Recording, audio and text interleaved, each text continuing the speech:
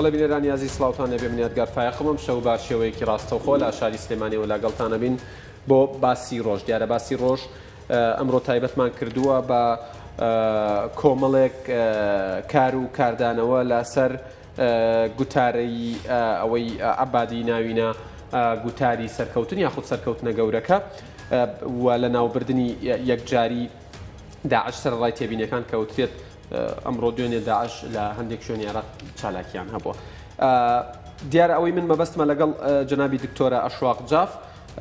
نوێنەری کورد لە پەرلەمانی عێراق گفتوگۆی لەبارەوە بکەم کۆمەڵێک پرسن لەوێەوە دەست پێکەین ئایا فراکسیۆنە کوردستانەکانی پەرلەمانی عێراق تا چەند دەتوانی ویانە یەکدەنگ بن و تا چەند دەتوانی ویانە بەم یەکدەنگیان دۆز و پرسی کورد و ئەو غەدر و پێشلکارەیەنی بەرامبەر بە کورد کراوە بە شێوێک لە شێوەکان هەندێک بیبەنە پێشەوە هەندێک کاڵی بکەنەوە هەندێک ڕێگری لێ بکە. مەبەستمە بزانم کە ئایا ناونەهێنانی هێزی پێشمەرگەی کوردستان کە زیاتر لە دوای 2014ەوە زیاتر لە 1800 پێشمەرگەی کوردستان شەهید بووە. زیاتر لە 10,000 پێشمەرگەی بریندارمانەیە جگە لە پێشمەرگە دیلەکان و ئەوانەی تا ئێستاش بوونن. ناوی ناهێنرێت لەلایەن حەیدەر عەبادیە و ئایا ئەمە جوود و هەوڵێکی تاکە کەسیە یان ئەمە ستراتیژ و بە بەرنامە بۆ داڕێژراوی لێرە بەدوا لەلایەن حکوومەتی عێراقیەوە بەم شێوەیە لەگەڵ کورد مامەڵاکرێ ئەگەر کورد هەر پشتگوێ بخرێت چی بکات لە داهاتوە. مەبەستمە ئەوە بزانین کە ئایا عەبادی توانیوێتی سەرۆک وەزیرانی هەموو عێراقیەکان بێت یان لەمەشیان بە شێوەیەک لە شێوەکان شکستێنەوە. باسێک لە بودجەکەین ئایا بودجێ عێراق فراکسیۆنە کوردستانەکان هەموو یەکدەنگ و یەکڕەنگ و هاوڕا و هاوهەڵوێستن سەبارەت بە ڕەتکردنەوەی پرۆژەی بودجەی 2010 عێراق یان لەمەشە فراکسیۆنە کوردستانەکان نەیانتوانیوە هاو هەڵوێست بن و هەندێک پرسیاری دیکەشەکەی سەبارەت بە هاندانی شەقامی عێراقی بە بەرنامە لەلایەن سنەوشی ئەوە بەڵام بە دیاریکراوی لەلایەن شخصی حەیدەر عەبادیەوە بەرامبەر بە کورد و بە دیاریکراوی بەرامبەر بە هێزی پێشمەرگەی کوردستان بۆ ئەوەی بە شێوەیەک لە شێوەکان پێشمەرگە و کورد لای عێراقیەکان ناشین بکەن. من زیاتر ناڵێم دکتۆرە ئەشواق جاف پەرلەمانتاری کوردستان لە پەرلەمانی عێراق لە فراکسیۆنی پارتی دیموکراتی کوردستان سڵاوتان لێبێت ئەمێ بەو پرسیارە دەست پێ بکەم. فراکسیۆنە کوردستانەکان تۆ بیرمە لە بەرنامەیەکی دیکە ئاماژەت بەوە داوتت با لەو دی حەمرینەوە کورد بین لەم دیم حەمرینیشەوە کرێت ئێمە ململانێمانە بێ هاوڕانە بین ناتەبابین شتێکی تەبیعیە بێت. پێشتر کورد یەک بوو لە زۆر یاریە براوە بوو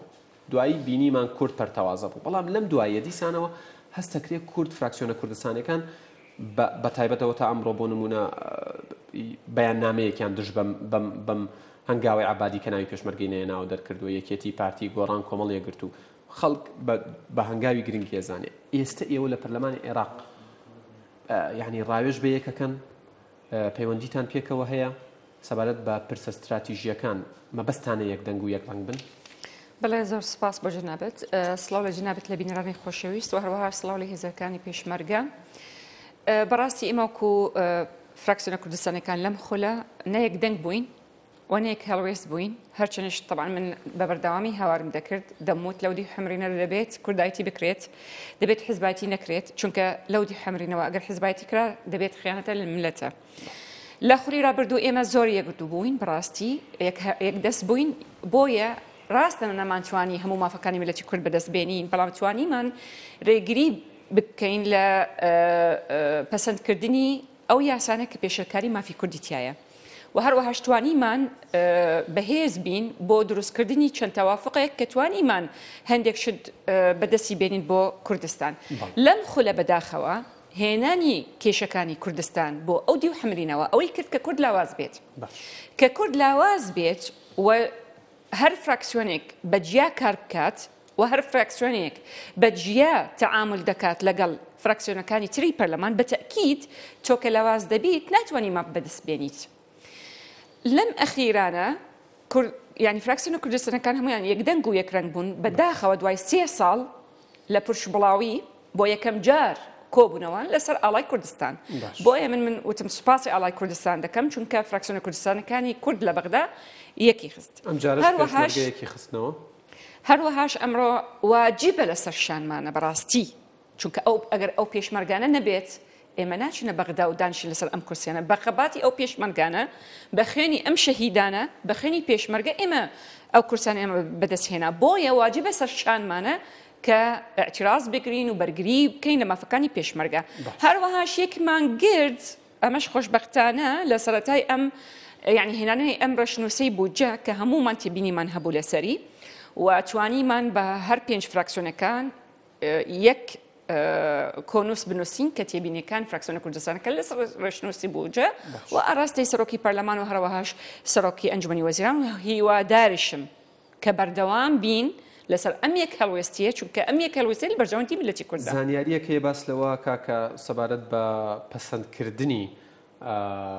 بودجەی 2018 ئەم پرۆژە یاسایی کە ئێستا هەیە کە 12.67 وا ئەڵێن بۆ کوردان نراوە کە یەکێک لە فراکسیۆنە کوردستانەکان کشابێتەوە لە ڕەتکردنەوەی و بەنیاز بێت پەسەندی بکات دوایین زانیاری لای جەنابتان چی ئەڵێت شتی وا هەیە بەش بە حاڵی خۆم سبەینی کۆبوونەوەمان هەبەیە لە پارێزگای هەڵەبجە وەکو فراکسیۆنە کوردستانیەکان بۆ ئەوی ئەو غوبنە کە کراوە لە پارێزگای هەڵەبجە ئێمە مناقەشەی بکەین و هەروەهاش گفتوگۆ لێ سەرکەین چۆن مافی پارێزگای هەڵەبجە جێگیر بکرێت لە ناو ڕەشنووسی بووجە هەروەهاش من ئەوە هێشتان بەڕسمی بەفەرمی ئاگادار نیم کە یەکێک لە فراکسیۆنە کوردستانەکان پەسەندی دەکات بۆ چونکە مستەحیلە بودجەیەک بەو هەموو کەم کورتیە کە تێیەتی فراکسیۆنە کوردستانەکان ڕازی بن لەسەری بۆ نمونێکی بەسیطت بۆ ئەهێنم یەکەم شت لێدانی کیانی سیاسی هەرێمی کوردستان و پێشەکاری مادەی 117 دەستور کە هاتووە دەڵێت حکوومەتی پارێزگەکانی هەرێمی کوردستان دووهەم شت کە دەڵێت نەجاتی ئەوەی 70% بودجەی هەرێمی کوردستان دەڵێت لەسەر نسبەی سوکانی پارێزگەکانی هەرێمی کوردستان دوای لادانی بودجەی سیادی ئۆکەی باشە لەسەر چی ئەساسێک ئێمە ساڵانە لەناو ڕەشنووسی بودجە بەندێک پەسەند دەکەین کە دەبێت سەرژمێری بکرێت بۆ ئەوەی کە نەکراوە و بە هەدەفێکی سیاسی بەغدا نایکات بە هەدەفێکی سیاسی ئۆکەی یەن 2500 میلیۆن دلار وەکو قەرز بۆ کڕینی چەک وەکو چۆن پار و هەمان نقطە پەرلەمان پرسیارتان نەکردووە 2500 میلیۆن دلار بۆ کڕینی چەک یعنی عێراق بەنیازە لەگەڵ سین شەڕ بەنیازی چییە چەکی ئەم هەموو چەکەی بۆ چییە پارش هەمان قەرزدان یعنی دانراوە کە قەرز چەکی سنی دەکڕێت بەداخەوە پار و ئەمساڵ بەڵکو ئەمە دوو خل لە پەرلەمان ساڵانە زۆرترین بەشی بودجەی دەوڵەتی عێراقی بۆ کڕینی چەک و لەگەڵ ئەمەش ئەگەر لە بیرتانیەت ئێمە لیژنەی پەرلەمانیمان تەشکیل کرد لەسەر گەندەڵی لە مەلەفی کڕینی چەک بۆ نمونە چەکی چیکی و هەروەهاش چەکی رووسی یعنی ئەو پارەیە ڕاستە بۆ کڕینی چەک بەڵام زۆر گەندەڵی تیاکرێت و بە بەڵگەشەوە ئیسبات دەکرێت کە فلان و فلان و فلان گەندەڵی کردووە بەڵام بەداخەوە مەلەفەکە کە تەواو دەبێت لە پەرلەمان ڕەوانەی لایەنی پەیوەندیدار دەکرێت کەس نابینین ئێمە سزا بدرێت بۆیە 2500 میلیۆن دلار بۆ کڕینی چەک بۆ جیهازی مخابرات حەشدی شعبی وەزارەتی بەرگری وەزارەتی ناوخۆ هیچ بۆ پێشمەرگە نییە لەمەشا پێشمەرگە بێبەشکراوە پار وتیان بۆ اعتراض دەگرن پێشمەرگە بەشێک لە هێزی زەمینی عێراقی لە وەزارەتی بەرگری وەرەگرێت بەوە دڵنەوایی هەندێک کەسیان کرد هیچمان نەبینی کە ناوی هێزی پێشمەرگە بە ئاشکرا نایێت بە تەئکید هیچی بەرناکەوێت لەم باسە دکتۆرە حەیدەر عەبادی سەرۆکوەزیرانی عێراق لە وتاری سەرکەوتنی خۆی کە داوای کردبوو و لە هەموو سایت و هەموو دام و دەستگاکانی عێراق بە تایبەتەوانی مێدیا کە وەکو فەرماندەی گشتی هێزە چەکدارەکانی عێراق ناوی بهێندێک نەک وەک سەرۆکوەزیران پیرۆزبایی لە تەواوی عێراقیەکان کرد بە بۆنی نەمانی داعشە و سوپاسی هەموو ئەو هێزانەی کرد تەنانەت بە عەشایەرەکانیشەوە ئەوەی یەکی کلاشینکۆفێکیان پێ بۆ ڕۆشت و شەڕیان کردەوە بەڵام خۆی دزیەوە لە ناوهێنانی پێشمەرگە وە کوردستان باشە بەڵام ئەوەی سەیرە لە پەیامە ڤیدیۆکەی عەبادی ناوی پێشمەرگە نایەدێ بەڵام لە بەیاننامەکە کە لە تویتەریش دواتر بڵاو کراو بووە ناوی پێشمەرگە زیاد ئەکرێت ئەمە چییە یعنی بۆچی لە پەیامە ڤیدیۆکە ناوی پێشمەرگە نایەنێ بۆچی لە بەیاننامەکەی شەخسی عەبادی ناوی پێشمەرگە زیاد کراوە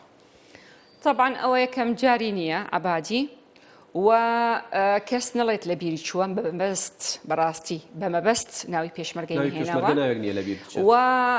من پێم وایە پێشمەرگە ئەو ناوەیە کە لە جیهان هەمووی دەزانێت پێشمەرگە کێیە چونکە پێشمەرگە یەکەم هێز کە شەڕی داعشی کرد کە جەشی عێراقی مووسڵی بەجێهێشت و کەرکووکی بەجێهێشت هێزی پێشمەرگە بەرگری کرد لە خاکی عێراق و هەروەهاش دواتر بە فتوە حەشدی شعبی تەشکیل کرا و هەروەهاش عەبادی کە شانازی بەو سەرکەوتنانە دەکات لە بیری چوو کە پێشمەرگە هێلی بەرگری داعشی شکان لە مووسڵ و کلیلی مووسڵی تەسلیم کرد بە عەبادی بۆ ئەوی داخل بێت و بینیمان چی کرا دواتر ئەوە یەک دووش لە بیرشمان نەچێت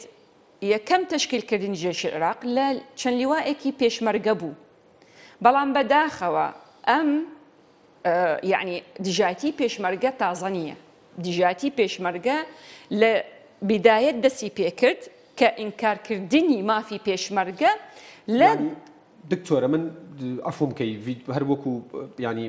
من وەڵامی پرسیارەکە دەکەم بەڵام مووسم مقدمەیەک بۆ داخلبوون بۆ ئەو لەسەر ینی ڕێی عەبادی ئەمە دووفاقی نییە ینی لە مامەڵەکردنی عەبادی من ڤیدیۆ دووسێ ڤیدیۆم بینی ئەڵێت بۆ یەکەم جار لە 25 ساڵی ڕابردوودا هێزی پێشمەرگەی کوردستان و هێزەکانی عێراق شان بەشانی یەک خوێنی یەکتر ناڕێژن بەڵکو لە پێناو ئامانجێکە شەڕ ئەکەن لە بیرمان نەچێت مونافەسێکی زۆر تند لە نێوانی مالیکی و عەبادی هەیە پرسیاری دواتری منیش بوو بەڵێ مونافەسێکی زۆر تند هەیە و ئەو مونافەسە ئەوە دەکات کە بۆ کۆکردنەوەی دەنگ لە شەقام لە بیرمان نەچێت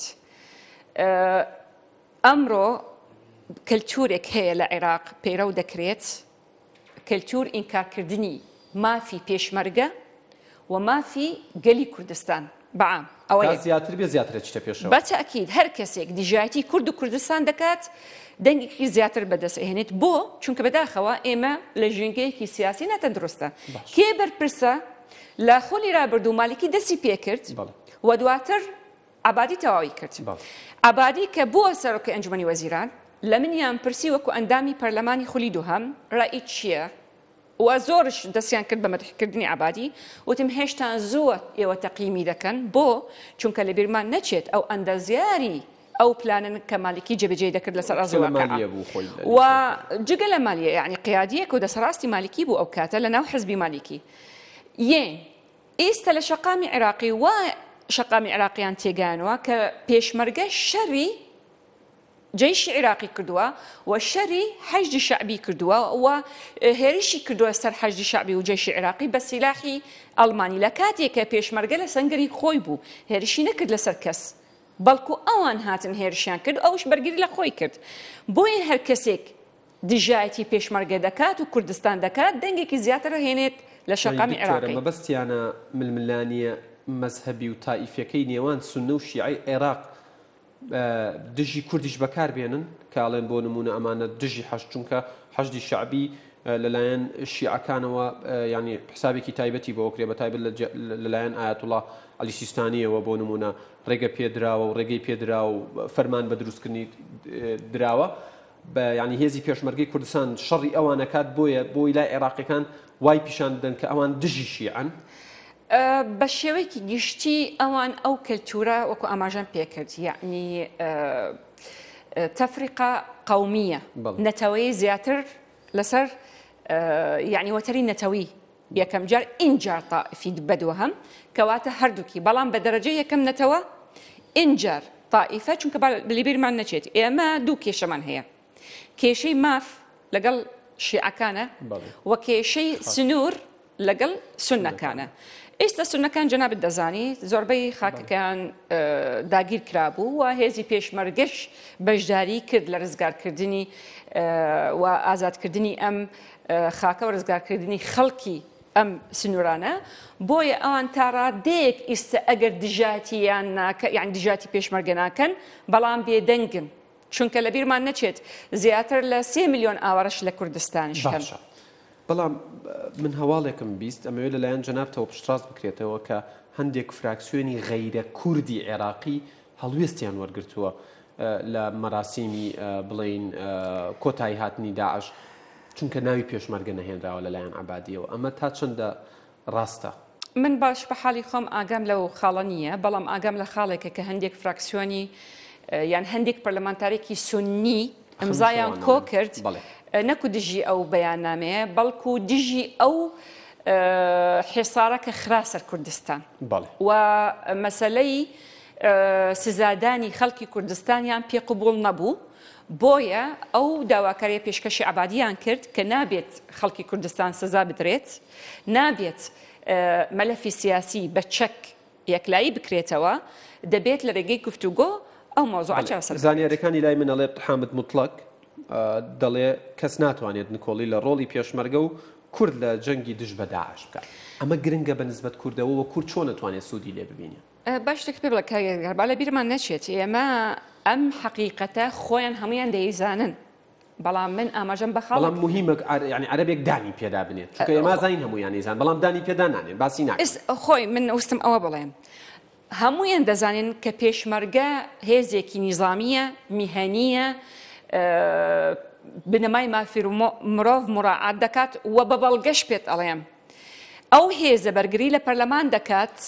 هێزی پێشمەرگەیە پێشتر هێزێکی عێراقی بوو چونکە چەند اختیالێک دروست بوو خودی خۆیان عەرەبەکان داوایان کرد کە ئەم هێزە لا ببرێت هێزی پێشمەرگە دیفاع لە پەرلەمان کەواتە نوێنەری هەموو گەلی عێراق هێزێکی پێشمەرگە بەرگری لێ دەکات ژیانی ئەپارێزێت ئەوە یەک دووش کە هێرشش کرا لەسەر پەرلەمان هێزی پێشمەرگە پەرلەمانتارەکانی ڕزگار کرد بە هەموو نەتەوە بە هەموو تائیفە و ئەو کاتەش وتیان ئێمە سوپاسی پێشمەرگەکان دەکەین چونکە بەڕاستی بە میهەنی هەرچەندش ئەو کاتە بە پێی وتەی ئەو سەربازانە کە ئەمریان پێ بدرا بوو کە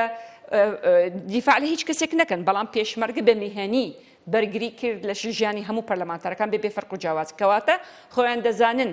کە یەکەم هێز شەری داعشی کرد هێزی پێشمەرگە بوو بەڕاستی دکتۆرە من دکتۆر عادل نووری لە شەوانی ڕابردوو میوانم بوو کە هاوڕێی خۆتانە لە پەرلەمانی عێراق ئاماژەی بەوەدا کە ئەبێت کورد بە شێوەیەک لە شێوەکان ئەگەر وەکو کارتی فشاریش بێت بیر لە هاوپەیمانێتی یاخود هیلالی سونی بکاتەوە لە عێراق ئەمە تا چەندە ممکنە و تا چەندە گرنگ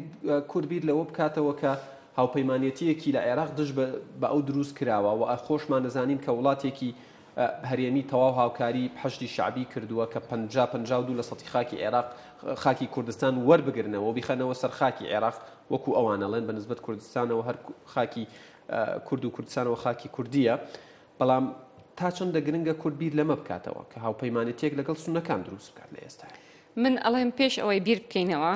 چۆن ئەو مۆزوع ئەستیغلال بکەین و هاوپەیمانەتی لەگەڵ سونەیان لەگەڵ شیعە ببەستین یەکەم جار بە ماڵی خۆمان ڕێک بخەین فایدەی چییە تۆ بیر دەکەیت کە هاوپەیمانەتی لەگەڵ سونە ببەستیت و هەندێک فراکسیۆنی کوردی بۆ نمونە لەگەڵ تۆ نابێت بچێت لەگەڵ فراکسیۆنێکی تر هاوپەیمانەتی ببەستێت بۆیە من دەڵێم دەبێت یەکەم شت فراکسیۆنە کوردستانیەکان بە هەموو خۆیان یەک بن بەڵام ئەمە نابێت لە ناو کوردستان چونکە وتێ فراکسیۆنە کوردستانیەکان چ لە ناو پەرلەمانی کوردستان چ لە ناو پەرلەمانی عێراق دەنگدانەوەی پارتە سیاسیەکانی خۆیانن وەکو ئاوێنەیەکن حزبەکەی چی بڵێ ئەوان لەوێت هەمان ینی مووقفیان نەبێت کەواتە نابێنی و ماڵی کوردستان ڕێک بخرێتەوە بۆ ئەوەی ئێوەش وەکو فراکسیۆنە کوردستانەکان لە بەغدانی و ماڵتان ڕێک بێت هەرچەندش من ینی تحفظم هەیە لەسەر ئەو قسەی جەنابەت هەندێک پەرلەمانتار ئەساساً بە قسەی مەکتەب سیاسیەکانیشیان ناکەن ئەوە بە وازح بێت بەڵام ئەمانە دەکمێنن خراپە ئەزانی بۆ چونکە کە تۆ ئێستا جەنابەت وتت دەبێت حزبە کوردستانیەکان لێرەکەون ئەوەش من ئەوەش دەڵێم دەبێت ئێمە ماڵی خۆمان ڕێک بخەین کێشەکانی ناو هەرێم کوردستان دابنیشین چارەسەری بکەین بۆ ئەوەی کە فراکسیۆنەکان لەو دی و هەمرینەوەش هەرچەندش من دەڵێم هەر کێشەیەکی شەبێت لە کوردستان نابێت ئینعیکاس بکرد ئەگەر تۆ مەبەستت مافی ملەتی کوردە چونکە کە تۆ لاواز دەبیت ناتوانانی ماف بەدەست بێنیت بۆی گلەیەکەیت لە لایەنی عەرەبی دیفاع لە خەڵکی خۆی دەکات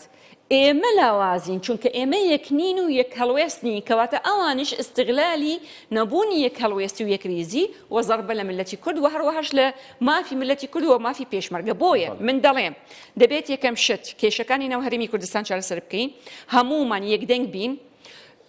بۆ نمونە ئێمە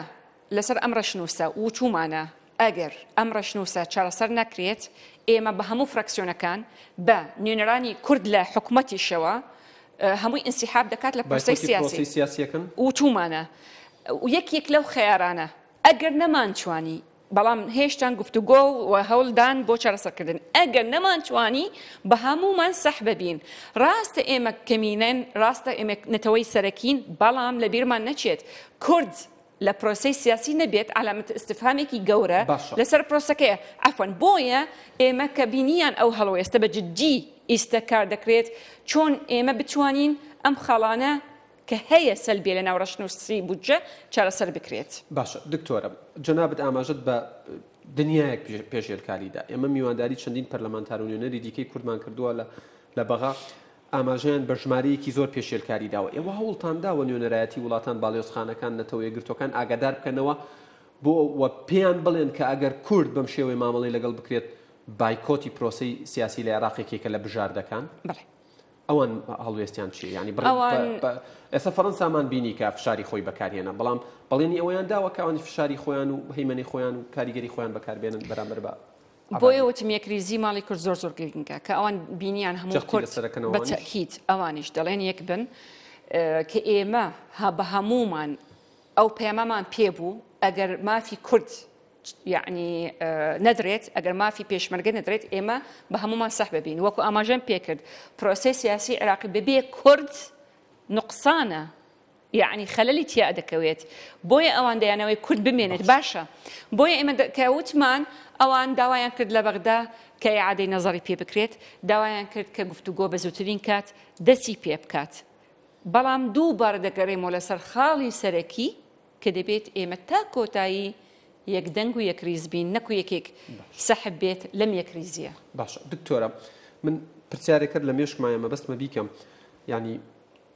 سەبارەت بە پەیامە ڤیدیۆکەی حەیدەر عەبادی کە ناوی پێشمەرگەی نێنا و بەیاننامەکەی کە ناوی پێشمەرگەی تیا زیاد کراوە لە نێوان وتارە ڤیدیۆکە و بەیاننامەکەی حەیدەر عەبادی هەڵوێستی مالیکی دەرەکەوێت کە زۆر بە گرنگیەوە ئەڕوانێتە ڕۆڵی پێشمەرگە ئەم هەڵوێستەی ینی ئەم پۆزیشنانەوەیە بە شێوەیەکی ناڕاستەوخۆ لەلایەن حەیدەر عەبادیەوە ئەگەڕێتەوە بۆ ئەوەی کە خەمی ئەوەیەتی ئەو بۆشایی بەرامبەر بە کورد لەلایەن عەبادیەوە دروست کراوە مالیکی پڕی نەکاتەوە وەکو ئاماژەم پێکرد نەکو تەنها مالکی پەیامی حزبی داعوەش ناوی پێشمەرگەی تایە ئەوەی کە وجدانی هەیە دەبێت ناوی پێشمەرگە بێنێت چونکە لە بیرمان نەچێت زیاتر لە 1970 شەهیدمان داوە ئەوە مێژوو ڕەحم بە عەبادی ناکات بەڕاستی خێزانی شەهیدەکان ڕەحمی پێ ناکەن چونکە غەدرێکی گەورەی کرد لە هێزی پێشمەرگە جەنابەت فەرموویت ئەو فەراغەیە طبعاً ئێستا دەزانی جەنابەت منافەسەیەکی زۆر چوند لە یەکەم ڕۆژ کە عەبادی ئەو کابینە دروست کرد تا ئەمڕۆ و لە بیرمان نەچێت مانگی پێنجش هەڵبژاردنە منافەسێکی توندش هەیە لە نێوانیانە هەرچەندش ئەمەش طبعاً پێشبینی دەکرێت کە دوا بخرێت بەڵام ئەمە سیاسەتە و لە عێراقش هیچ سابت نییە پێشبینی دەکرێت ساڵێک تا دو ساڵ هەوڵێکەیە بۆی واژۆک و ئیمزا کۆ بکرێتەوە بۆی هەڵبژاردن دوا بخرێت کەس ناوێت ئیمزا کۆکاتەوە بەڵام لە کۆبوونەوەکان بە فەرمی داوا دەکەن وەکو شەرتێکیشیان داناوە ئەگەر ئاوارەکانی سوننە نەگەڕێنە بۆ شارەکانی خۆیان ئاوادانش نەکرێت بەڕاستی بەشداری یعنی هەڵبژاردن دەبێت نەکرێت بۆ شەفافیەتی تیا نابێت و هەروەها زۆرینەی شیعی دەبێت و هەروەهاش دەڵێن ئێمە ئەو کاتە زمانێتی ئەوە طبعاً ترسێکی ترش هەیە جگەلەوەی سونەکان دەڵێن زمانێتی ئەوە چۆن دەکەین کە ئەو هێزانە کە چەکداریان هەیە وەکو حەشدی شعبی کە بەشداری دەکات یعنی زۆرینەی کورسیەکان بەدەست ئەهێنن و ئەو کاتە ئەو بە قسەی خۆیان دەڵێن مەدەنیەت لە ناو پەرلەمان نامێنێت بە لە بەرچاوگرتنی واقعی ئێستای عێراق بە لە بەرچاوگرتنی ئەوەی پێوتری ئەمرێکی واقع هەیە لە عێراق خۆی سەپاند و بە لە بەرچاوگرتنی پێدرا و معتەیاتەکان کە لە بەردەستی تۆ زیاتر هەیە ئێستا پێت وایە هەڵبژاردن لە عێراق بکرێت من نەکو معتەیات من لەیەکێک لە کۆبنەوەکان بە ئاشکرا یعنی نوێنەری سونەکان داوای کرد کە بەلایەنی کەم ساڵێک تەخیر بکرێت یعنی ئەمە واقعە من ئامادە بووم لە کۆبنەوەیەک وەکو لیژنەی مافی مرۆڤ داوای کرد کە ساڵێک تا دو ساڵ بەلایەنی کەم ساڵێک تەئجیل بکرێت و بەڵام لەگەڵ ئەمەش بە حکمی ئەوەی لە عێراق هیچ ثابت نییە ڕاستە دەستور دەڵێت مەجالیتیانی دەبێت بە کۆتایی 4 ساڵ هەڵبژاردننی تازە بکرێت بەڵام من ئێستا سیاست مەدەرانی عێراق بە دوای مەخرەجێکی قانونی بۆ تەخیرکردنی هەڵبژاردنەکان ئابادی و مالکی کە جەنابەت وتت ئایا ئەم فەراغە پڕ دەکرێتەوە یان نە ئەوان بە تەئکید یعنی دەیانەوەی هاوپەیمانەتی لەگەڵ هێزێکی بەهێز لەبیرمان نەچێت کورد بەهێزە بەڵام خۆی لاواز کردووە بە نەبوونی یەکریزی خۆی لاواز کردووە ئەگینا کورد ڕقەمە لە هەموو کێشەکان لە خولی ڕابردوو کورد بەیضەت القوبانی پێ ئەوترێت بەبێ کورد مۆزوعەکان تێنە ئەپەڕی بەڵام ئەم پرش و بڵاوەیەکە لەم خۆ لە دروست بووە ئەوەی کرد کە ئێمە لاواز بین. دکتۆرە هاوڕێیان هاوکاریم کەن کۆتا پرسیاری خۆمەکەم دکتۆرش بە کورتی وەڵاممەداتەوە بە سوپاسەوە سبەینی لەگەڵ کێ لە هەڵەبجە کۆ بنەوە وەکو فراکسیۆنە کوردستانیەکان سەرۆکی فراکسیۆنە کوردستان بە دیاریکراوی بۆ چییە؟ بەڵێ سەرۆکی فراکسیۆنە کوردستانیەکان لە پەرلەمانی عێراق لەگەڵ لە دیوانی پارێزگای هەڵەبجە لەسەر مەسلەی بودجەی هەڵەبجە لە ڕشنووسی بودجەی دەوڵەتی عێراقی ئەوە 1 ساعات طبعا دەبەیانی و هەروەها ساعات 3 دوای نیوەڕۆڵی نووسنگەی پەرلەمانی عێراق لە سلێمانی لەگەڵ نوێنەرانی خورماچوو بۆ ئەوی گەیان لێ بگرین و بزانین چیان دەوێت. بەڵێ کۆتا قسەی منیش پەیمانگای استراتیژی فەڕەنسی ئاماژە بەوادا لەبەر ئەوەی ئەڵێت ژینگەی دروستبوونی داعش یەو کاتە هێشتا لە عێراق ژینگەیەکی بەپیت و لەبارە بۆیە عێراق و حەیدەر عەبادی زۆر دڵی بەوە خۆش نەبێکە داعش کۆتایی هاتووە ئاماژە بەوادا ئەڵێت نابێت هیچ پێکاتەیەک پشتگوێ بخرێت و دەبێت داهاتەکان بە یەکسانی دابش بکرێت و کار بۆ لە ناوبردنی گەندەڵی بکرێت و کۆتا قسەشیان زۆر لەسەر وەستاون ئەڵێت دەستپێکردنەوەی گفتوگۆ لەگەڵ هەرێمی کوردستان هۆکاری سەرەکیە بێت بۆی لە ناوچوونی داعش لە ناوچوونێکی گرنگ بێ بە نسبەت عێراقیەکانەوە. دکتۆر ئاشواق پەرلەمانتاری کوردستان لە پەرلەمانی عێراق لە فراکسیۆنی پارتی دیموکراتی کوردستان زۆر سپاس بۆم دەرفەت هەر بژین مادوونە بن بەڵێ بینەرانی ئەزیز باسی ڕۆژ کۆتایی هات تا باسی ڕۆژێکی دیکە ئێوە کوردستان لە ئەمانەتی خوادا کاتێکی